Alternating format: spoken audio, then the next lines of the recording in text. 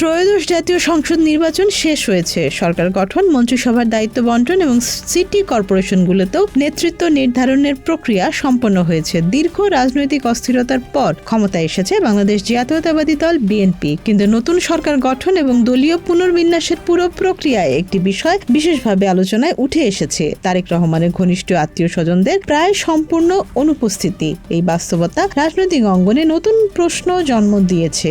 কেন এমন কৌশল নিলেন তারেক রহমান? বিএনপির সাম্প্রতিক মনোনয়ন প্রক্রিয়া পর্যবেক্ষণ করলে দেখা যায় অতীতের তুলনায় এটি ছিল সম্পূর্ণ ভিন্নধর্মী। প্রয়াত বিএনপি চেয়ারপারসন খালেদা জিয়ার পরিবারের সদস্যরা বরাবরই বিএনপির রাজনীতিতে কম বেশি যুক্ত ছিলেন। খালেদা জিয়ার একাধিক আসনে সংসদ নির্বাচন করে জয়ী হতেন। এর মধ্য থেকে ভাই সাইদ ইস্কান্দারকে ফেনী 1 আসন ছেড়ে দিয়েছিলেন। খালেদা জিয়ার ছেড়ে যাওয়া আসনে উপনির্বাচনে জয়ী হয়ে সংসদ সদস্য হন এবং মৃত্যুর আগ পর্যন্ত দলীয় রাজনীতিতে সক্রিয় ছিলেন। তার স্ত্রী নাসরিন ইস্কান্দারের এবারে নির্বাচনে অংশ নেওয়ার সম্ভাবনা নিয়ে আলোচনা থাকলেও শেষ পর্যন্ত তিনি মনোনয়ন পাননি। অন্যদিকে ছোট ভাই শামীম ইস্কান্দারও কোনোভাবে বিএনপির সঙ্গে যুক্ত হতে পারেননি।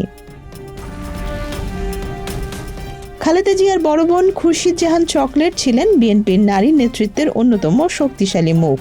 সংরক্ষিত আসন থেকে সংসদে প্রবেশের পর তিনি দিনাজপুর 3 আসন থেকে একাধিকবার নির্বাচিত হন এবং মন্ত্রী হিসেবেও দায়িত্ব পালন করেন। তার মৃত্যুর পর ছেলে শাহরিয়ার আক্তার ডন এলাকায় রাজনৈতিকভাবে সক্রিয় হয়ে উঠলেও এবারে নির্বাচনে তাকে মনোনয়ন দেয়া হয়নি। নীলফামারী 1 আসন ঘিরে তৈরি হয়েছিল বড় প্রত্যাশা। দীর্ঘ সময় বিদেশে থাকার পর দেশে ফিরে আসা খালেদা জিয়ার ভাগ্নে ইঞ্জিনিয়ার শাহরিন ইসলাম তুহিন এলাকায় গণসংযোগ চালিয়ে ব্যাপক সাড়া ফেলেন। স্থানীয় নেতাকর্মীদের অনেকেই তাকে সম্ভাব্য প্রার্থী হিসেবে দেখছিলেন, কিন্তু অতীতে এই আসনে নির্বাচন করার অভিজ্ঞতা এবং পারিবারিক রাজনৈতিক পরিচিতি থাকা সত্ত্বেও তাকে মনোনয়ন দেয়া হয়নি। তাদেরকে যেমন সংসদে জায়গা দেয়া হয়নি, তেমনি সরকারেও স্থান পাননি কোনোভাবে, যেখানে বিএনপির বিভিন্ন শ্রেণীর নেতারা বিভিন্নভাবে দায়িত্ব পেয়ে সম্মানিত হয়েছেন।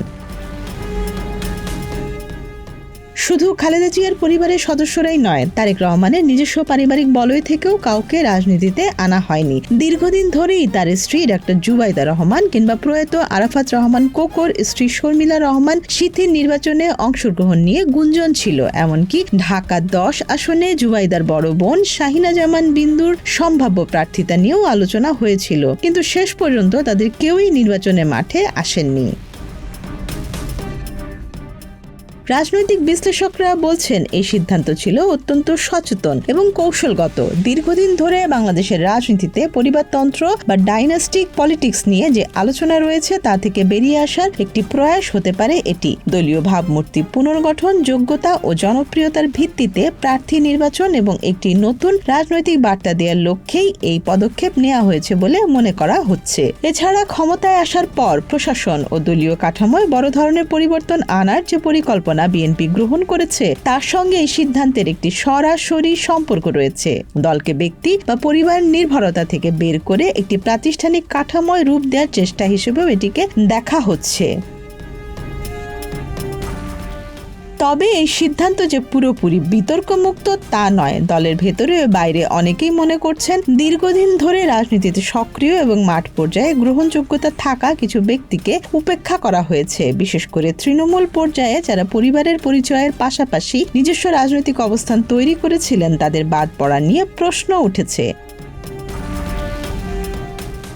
সব মিলিয়ে বিএনপির এবারের মনোনয়ন প্রক্রিয়া বাংলাদেশের রাজনীতিতে একটি নতুন ধারা তৈরি করেছে, যেখানে ক্ষমতার কেন্দ্র থেকে পরিবারকে দূরে রাখা হয়েছে সচেতনভাবে। এখন দেখার বিষয় এই কৌশল দীর্ঘমেয়াদে দলকে কতটা শক্তিশালী করে এবং জনসমর্থনে কতটা ইতিবাচক প্রভাব ফেলে।